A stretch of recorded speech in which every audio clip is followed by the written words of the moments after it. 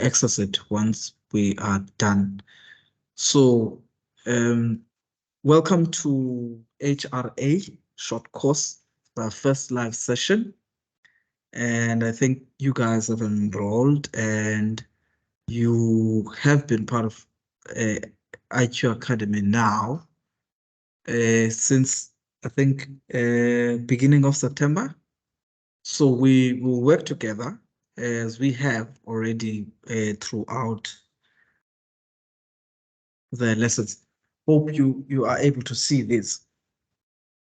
So for today, we are looking at the summary basically of module 1, which is a module with 10 units.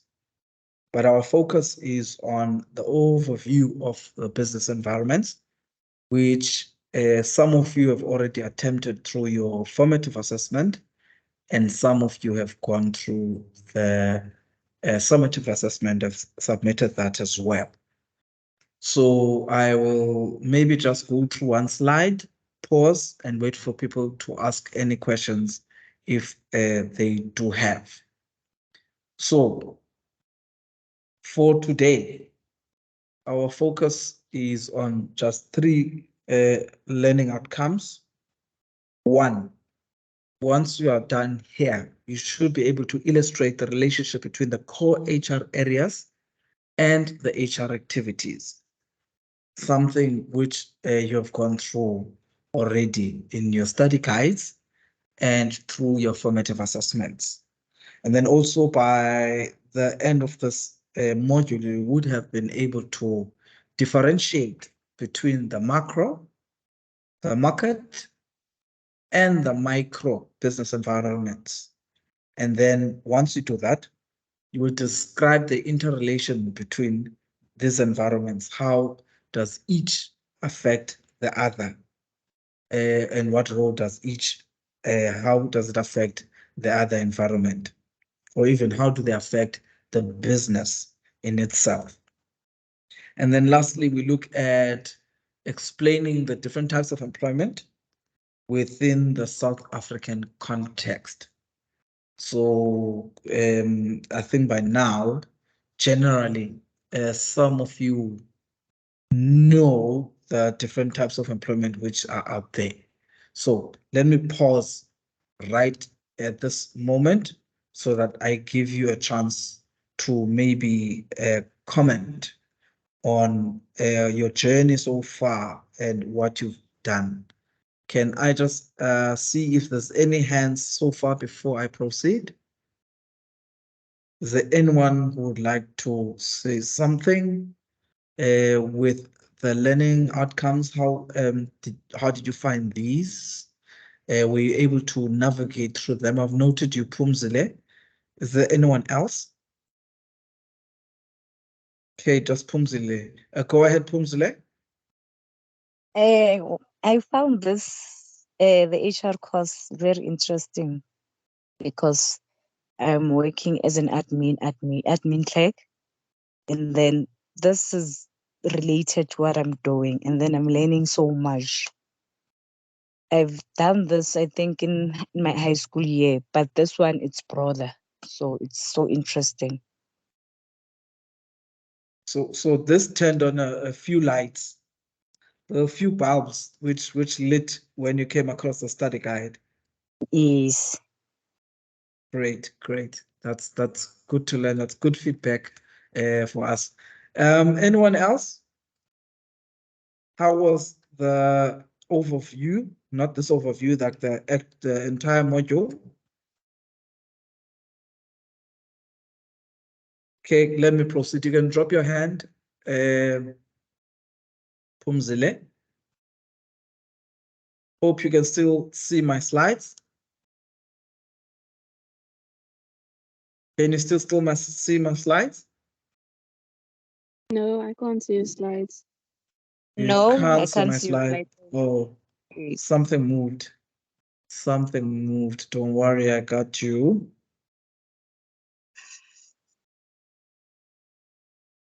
Now you can. Yes, I can. Okay. So human resources management as an area called human resources administration. And what we are about is understanding, firstly, the relationship between the HR areas, which is human resources areas, and the different activities. So basically, what does each area, what activities actually happen in one area? Can someone maybe tell me what comes to mind when the words talent management are uttered? Before we just read through this whole thing, what came to mind? And I'm speaking to anyone who's not an HR person. When we say talent management, what comes to mind? Does anyone wants to say something? Talent management? Anything? Okay, proceed. So talent management basically speaks to um, the recruitment, the selection, the the administration where a person is taken into an organization. This is also called onboarding. So talent management basically speaks to the hiring process from the job advert right up to negotiating a salary package. Now, with you and in your learning guides or study guides, you would have found this is defined in detail, that you can't just send out an advert, and what types of advert, and the different technicalities that are there when we speak about managing talent. The second area is employee relations. Now that an employee would have been taken in, would have gone through the application process, going through the interview process, having gone through the different assessments or different ways of interviews, because you can have the interview, you can have the test, medical test, you can have all the different tests. And then once they induct you or orientate you and you get a contract, we move now in ensuring that the relationship between the employer and the employee is healthy, and not only healthy, but it's it's such that productivity is not affected. So we speak about employee relations. Employee relations, some organizations refer to labor relations, some refer to industrial relations, but all of that is basically employee relations. Because if there's no focus in strengthening and ensuring that there's harmony and peace in between employer and employee, you might find conflict is always part of the daily lives of the organization. Now, when we see strikes and post-slows and protests, it's usually because the employee relations have broken down. So we have an area in HR which looks at maintaining and ensuring that those relationships remain harmonious, and there is what we call labor peace. The third area speaks to compensation and benefits. Now, compensation is wide, and it's quite broad in that it does not only refer to financial compensation, meaning money. It refers to non-financial compensation as well, and also speaks to benefits. Now, let me pause then ask, how much or what impact do you think, while I stop sharing, what impact do you think compensation plays on the relationship between the employer and the employee? Can someone maybe just assist me there. What impact does compensation, meaning money, and the different benefits play on how a person behaves at work? Anyone? Do you think it has an impact at all? I'll start calling out your names. I don't mind. Okay. It can't be Pumzile alone. Unalena?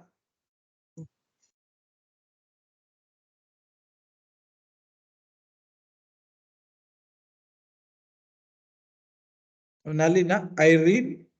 Do you think money plays a role in how a person behaves at work? Violet? Do you think money plays a role and compensation plays a role in how a person behaves at work?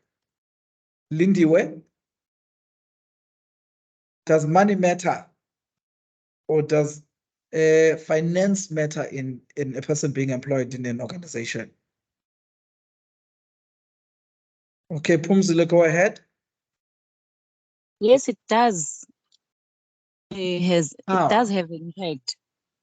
For one, what I know, for an example, in the government institution, they give up the bonuses when it's your birthday or birth month. And then it gives you motivation. Money is a motivation. So does it breed loyalty, do you think? For some, it does. Because some, they just earn the salary, but they didn't work hard for it. For some, it does. Okay. Okay. Thank you so much, Pumzile. I'm not sure why the other guys are not participating, because I have allowed your microphones to speak. But anyway, let's move right along.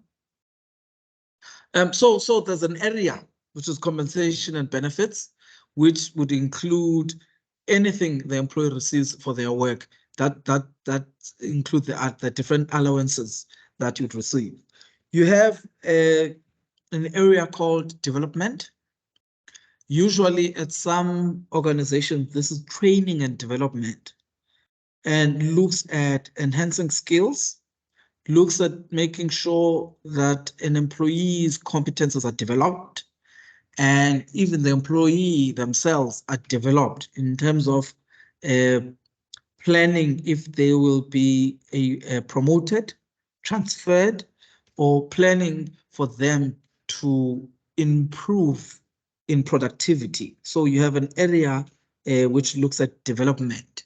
Now, development to an extent can be tied to what we call performance management. Performance management is basically us seeing that there is no gap between what we require and what you have. Meaning, when I say what we require, meaning what the organization requires and what the employee possesses. We have an area which is still an issue in most of South African organizations, and this is HR information systems. The HR information systems refers to the different technology which would assist both the employee and the organization or in managing their information. Some HR information systems allow employees to apply for leave online. Some allow for them to view their leave. Some even right now send through their pay slips via the HRIS. So there's different systems with different features which assist the organization. It mostly helps with making sure the records and the information is up to date, and it assists in managing and operating the business. So you need, as an HR person, a good HR information system. I know of Sage is one. I know in government, PESAL is one.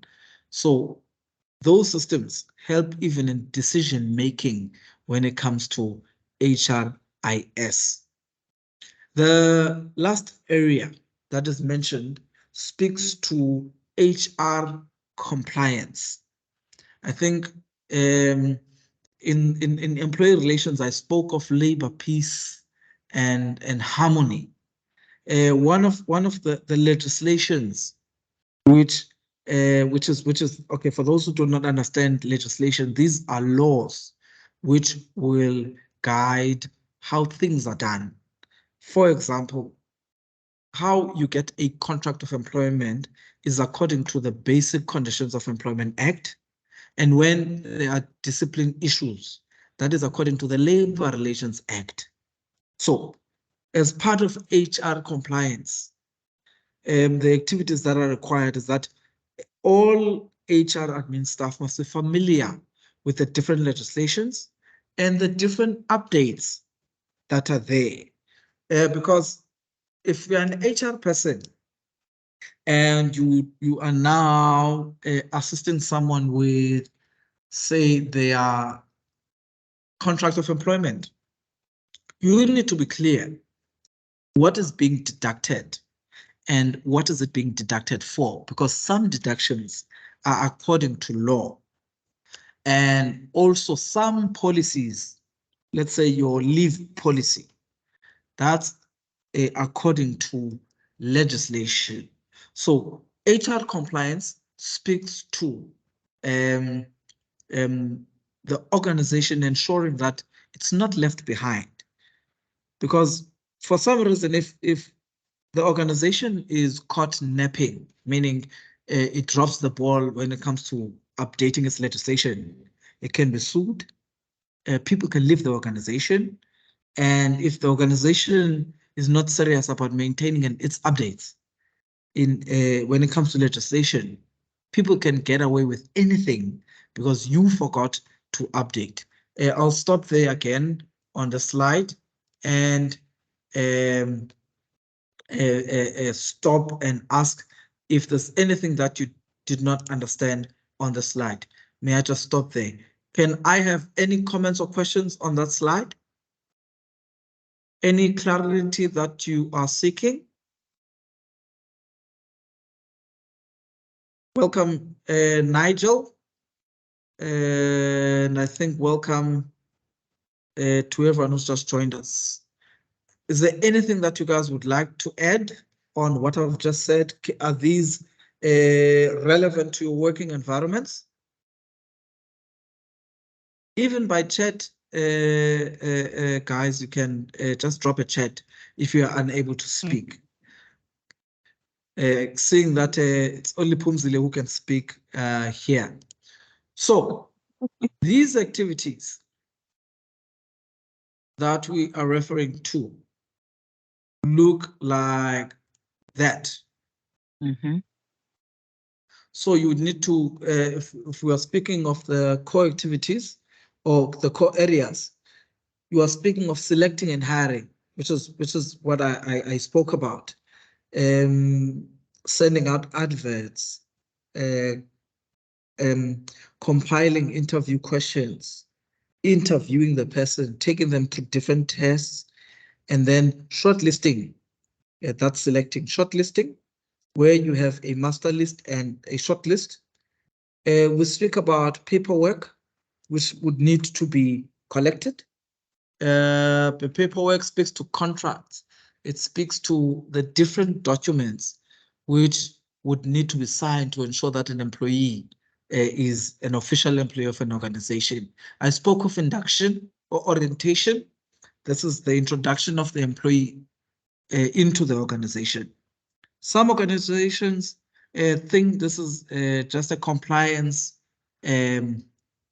activity. But I can tell you now, if someone is not orientated by the organization, the colleagues will orientate this person, and just some of the time, this person or these people who work there are negative, and now this person will be orientated by such people. I spoke of training and development. where if there are gaps in performance, you are taken to training. Even when you start in the organization, you are taken to training. And then also just to develop yourself. There's training, there's different courses, there's mentoring, there's coaching, all speaks to the employee. I think to an extent also speaks to succession planning to see who will take someone else's position if that person leaves. We spoke of compensation, where we speak of the different types of benefits that are there, where we speak of the money that is paid, the different bonuses, the different fringe benefits, the deductions, the methods of payment. Because if, for example, we are talking about an organization that is working on sales, you might find they would want to pay people based on commission and not a straight salary. So such things are HR issues and HR activities, and HR needs to be aware to such. Performance appraisals, that's under performance management. And the performance appraisal is basically where you would find the manager and the employee sitting down to find out what worked, what did not work, why are there gaps, and what improvements are required. And then also safety and health, or health and safety. If long ago, when HR was still developing, some research found that if employees feel they are threatened or they work in a threatening environment, then they will not be productive. So safety and health, or health and safety, are very key in ensuring that people are okay in the workplace. I see Nigel says this makes sense, and Pumzile said this makes sense. Thank you, Nigel, for participating in the class. And please do continue to comment. So we have managing legal issues. We spoke about the legislations. I think, if I remember correctly, there are about 6 to even 7 legislations that are HR related directly. There's Basic Conditions of Employment Act, which regulate the hours and the leave. You have the Employment Equity Act, which ensures no discrimination in the workplace. You have your Labor Relations Act, which ensures that there's labor peace and harmony. You have your Skills Development Act, which ensures that people are trained and money is saved for that. You have your UI Act, which is your Unemployment Insurance Act, which ensures that money is put aside for when a person is not working. You have your Protection of Disclosures Act, which is your Whistleblower Act. You have you have your Compensation for Occupational Injuries and Diseases Act, which is COIDA.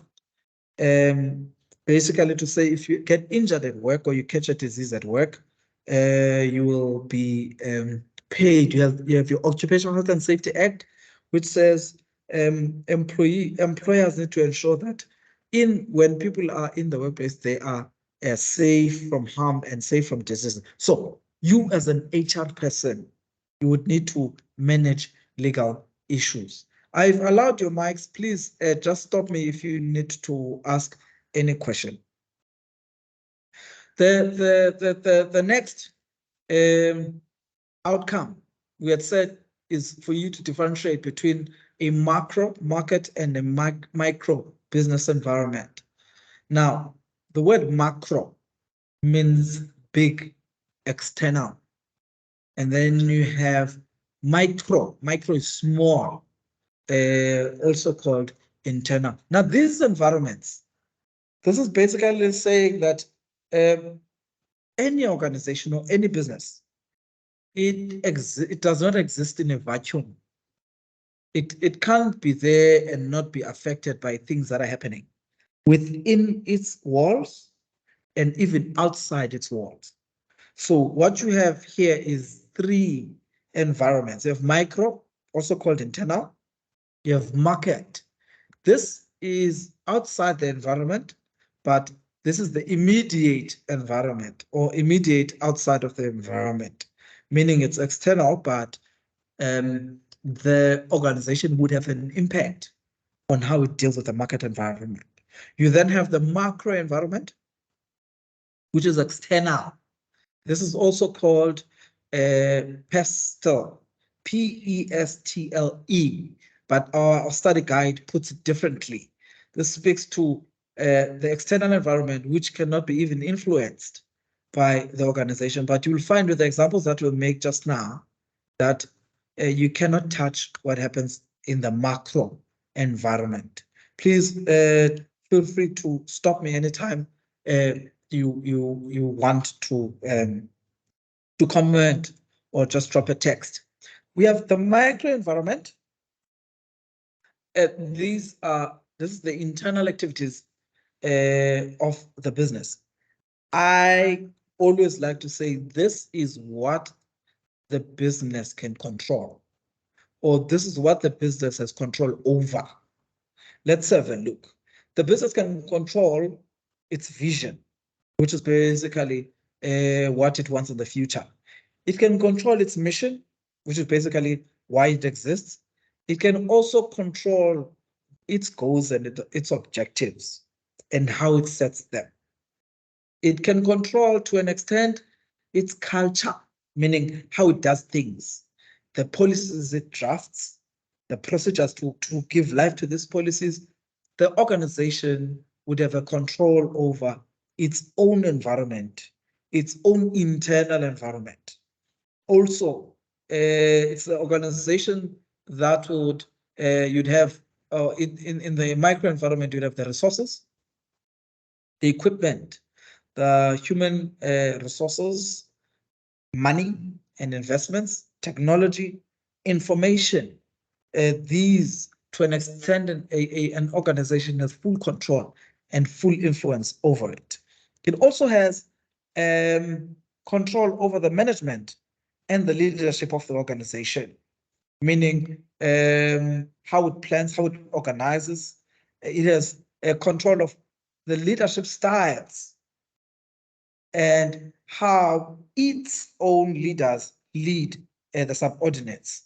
So the organization can control all of that, because with leadership, you'd want people who inspire confidence, people who will guide employees to own and be engaged in the organization.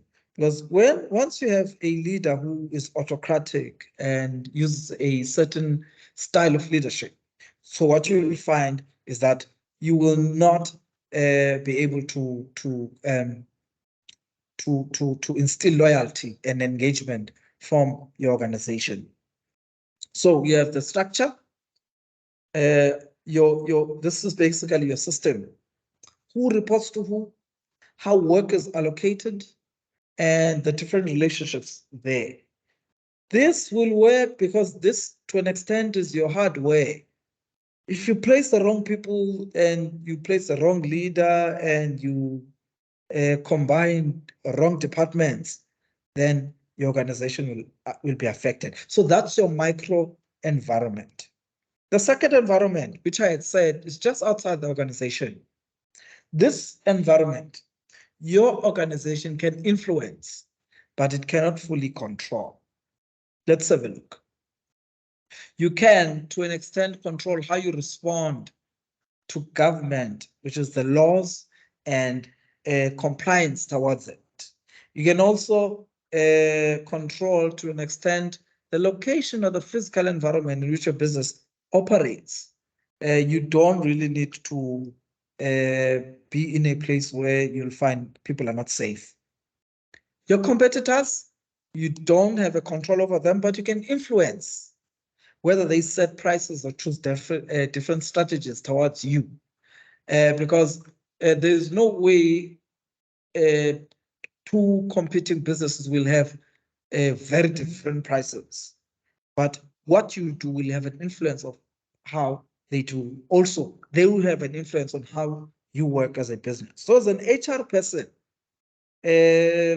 this will affect your rates, meaning your wages rates or your salary rates, because you would want to pay people within the same industry rates and not be too low.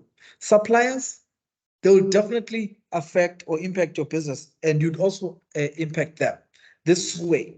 You wouldn't want to choose suppliers who always arrive late, always have stories with products. So you would want to choose someone or an organization which you would be able to influence. And you would want people who deliver on time, people who are reliable. You'd want an organization that can be trusted, because if your relationship is straight, then the relationship with your customers, which is the next one, will be straight. So the market environment also has your customers, which is your blood flow of your business, because your product would be their preference, and how they do things will affect how you live or die as a business. So your customers, their preferences in terms of price, in terms of the product, it gives your business life. And how they want services to be done will impact how you operate. If your business is a restaurant business and you find that you close at 5 in the afternoon, and your customers or your target market are people who come home to get maybe dinner from your restaurant, you will have to change your operations to meet the customer requirements. That's why I'm saying you will influence each other. Trade unions, these would be your thought partners to an extent, depends on how an organization looks at it, because the trade unions are ones which will ensure that there's labor peace and harmony. And your trade unions, if relations are good, they are there to ensure that you hire good, you consult in decisions that you need to make, and you never have strikes. Contrary to popular belief, if good relations are had between trade unions and an employer, that organization always thrives. Excuse me. I think, check for example, Mercedes-Benz of South Africa. I think if you are around East London, I think even in Joburg, you check that you never really hear about protests and slowdowns, because they manage the relations between them and the trade union members. The last environment that it affects a business or is affected by a business is the macro environment, external environment. This one, the business has no influence, no control, but what it can control is how it responds to the different things which are happening.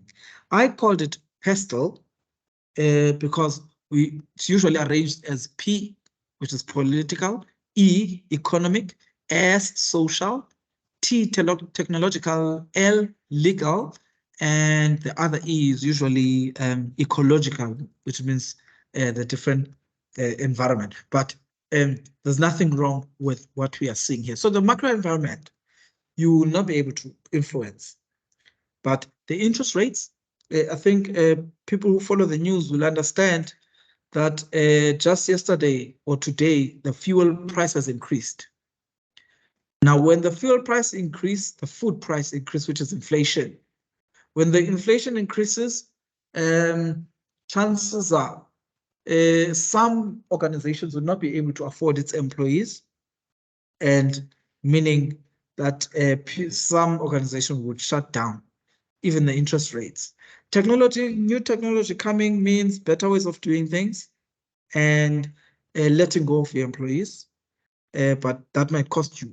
Then legal and political, we kind of understand next year is election year.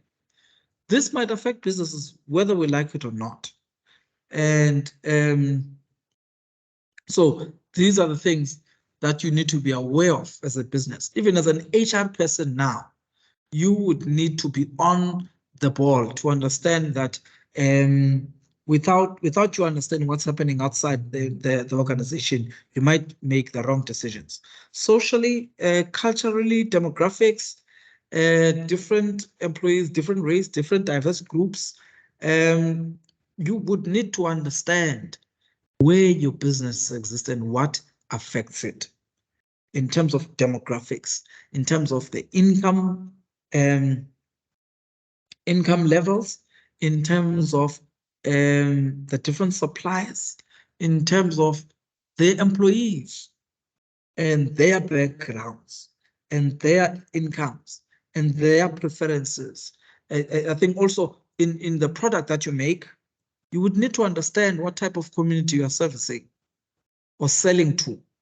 Because just now you might want to sell a wrong product to people who will not even want to use it. So it's important that you understand in the business sense and then in the HR sense as well. And then we need to understand, lastly, that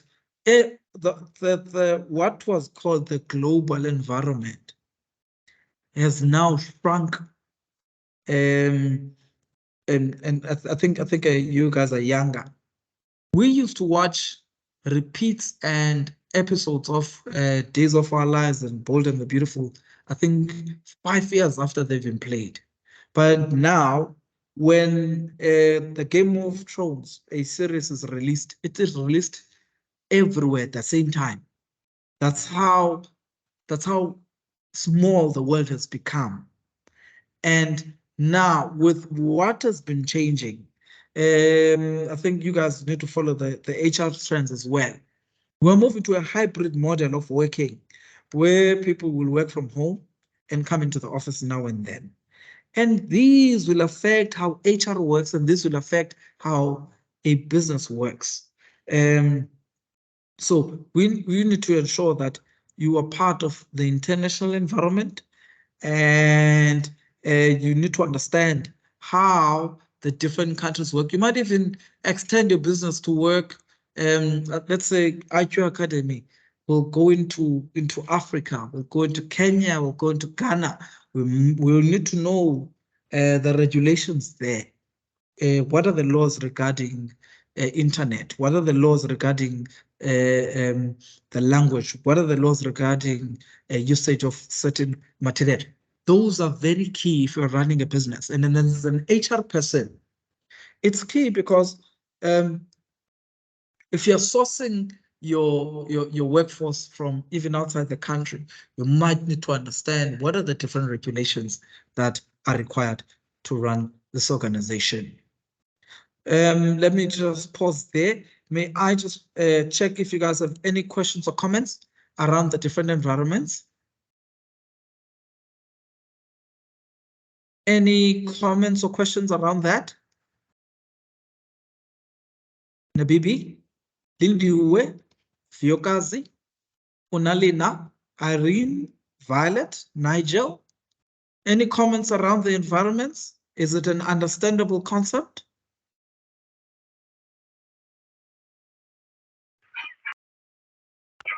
Yes, Irene? I'm good. Are you good? I understand. Thank you. Violet? Nigel? Thank you. There's a thumbs up. Vyokazi? Anything from your side?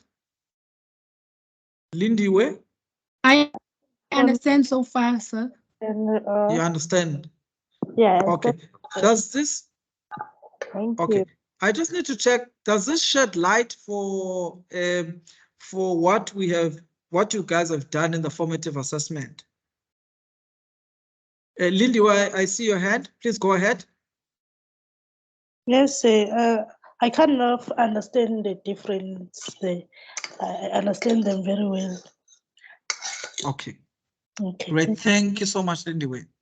And I hope now that I'm giving you a summary, it sort of sheds light to what maybe you're stuck with in your assessments, both formative and assessment, and that the study guide was very clear. But But thank you that you are commenting that you are understanding. I was starting to worry that I'm speaking to myself now. Right. So the different types of employment within the South African context, you have permanent employees, you have fixed term employees, you have casual, part-time, piecework, and independent contractor agreements. I think you will, we, as HR administrators, we're not just understanding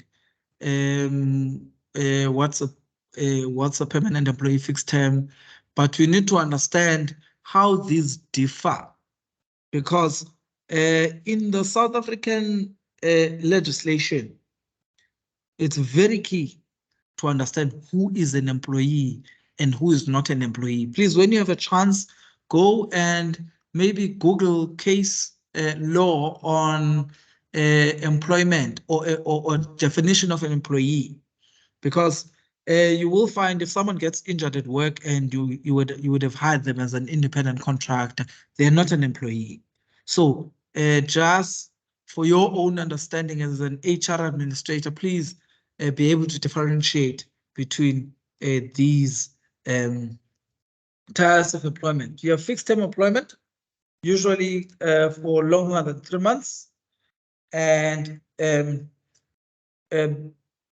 this one, you'll find it's being abused by lots of employees, because for any agreement longer than 3 months, that person must be the fixed term employment changes to permanent, but there's always a reason why it can never be permanent. So you have fixed term employment, usually has a term, it has a start and an end date. Say, for example, 1st of September till 31st of December, that's a fixed term. There's a start date and an end date, usually for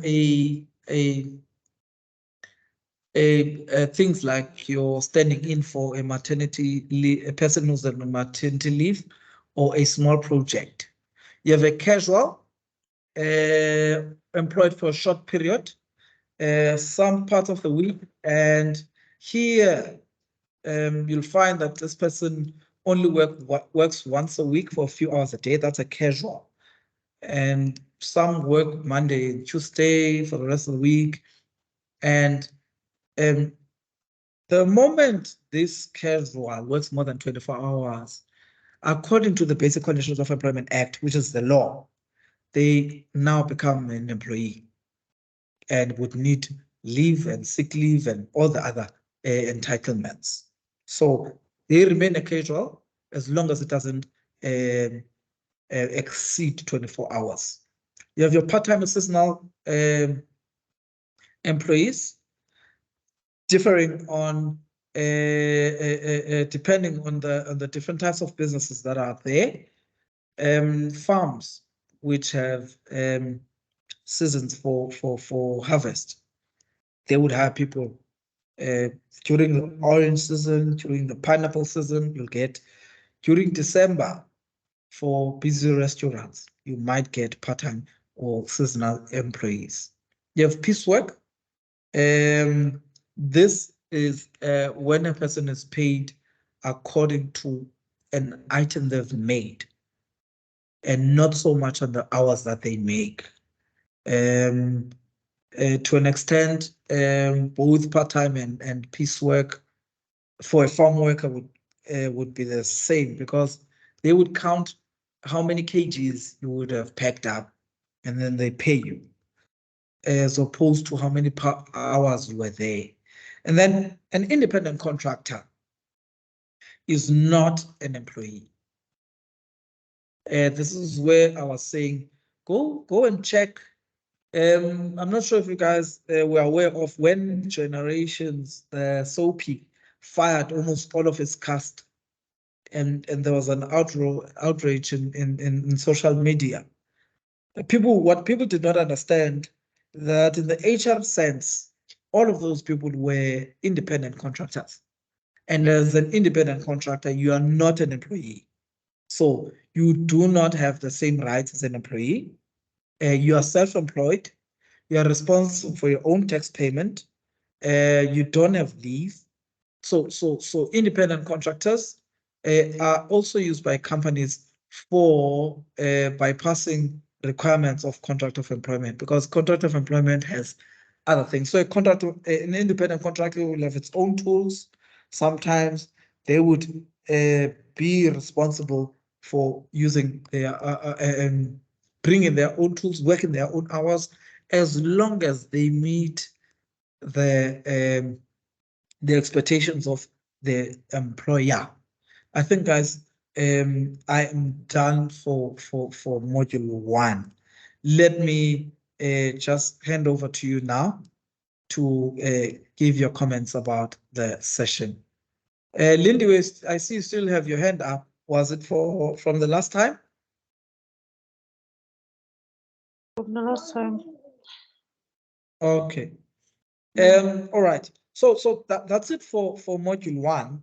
Can I maybe check if you have any comments or questions around module 1 and the summary that I've just made?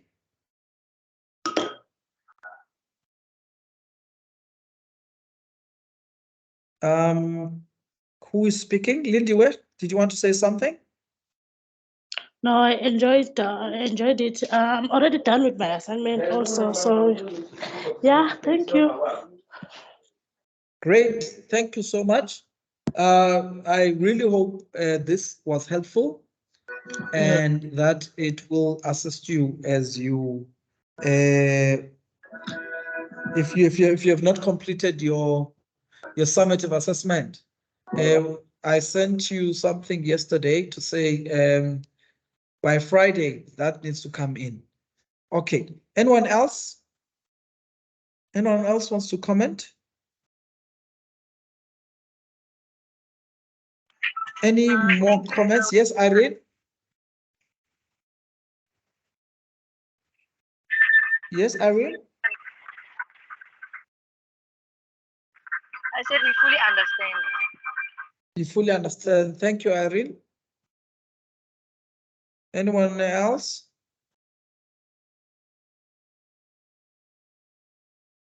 Nigel. Oh, Nigel is Kayla.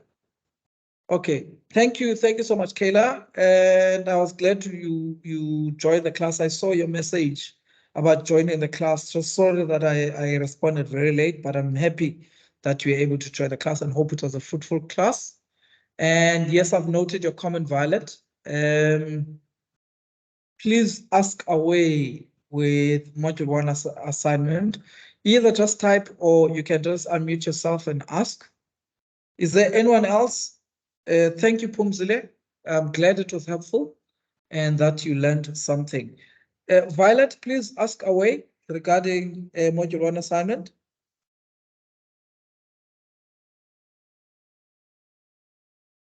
We are left with 5 minutes in the meeting. Any last words before we just adjourn the class? Okay, while Violet is typing, I think, Yvonne, is there anything from your side?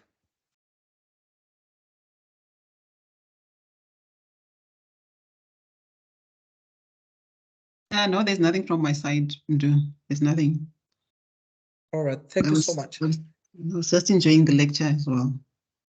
Oh, glad you did. I'm just waiting for Violet to ask something about module 1 assignment. I think she's typing. I'm hoping she does that before the class is over. I hope all of you received an SMS about a Friday for submission. And I think sometime this week, I'll send you a virtual campus invitation where we get a question and answers. Sorry, Mdu. Yes. Virtual is not for these ones. It's not for this group. You can call me later. Yeah. Oh, sure, that's fine. Okay. Violet is struggling to upload the assignment. Can we assist around that? You don't upload your assignment. You do it online. And then you submit it. And then you are you able to share your screen? Maybe go to ICANN and then just show her where the assignment is so that she knows. Or I'm not sure if I'm able to share from my side. I've stopped sharing. Just try. No, I can't share because I'm not an organizer. But please, can you maybe log on to ICANN if you're able to, and maybe just show you where the assignment is, and then so that she sees how it looks and then so that she can just see how it is set up. Because it's Okay, not. let me quickly try that. Yeah, please log on to ICANN and then just show them. But I think you can stop recording them. So Okay, let me do that quickly.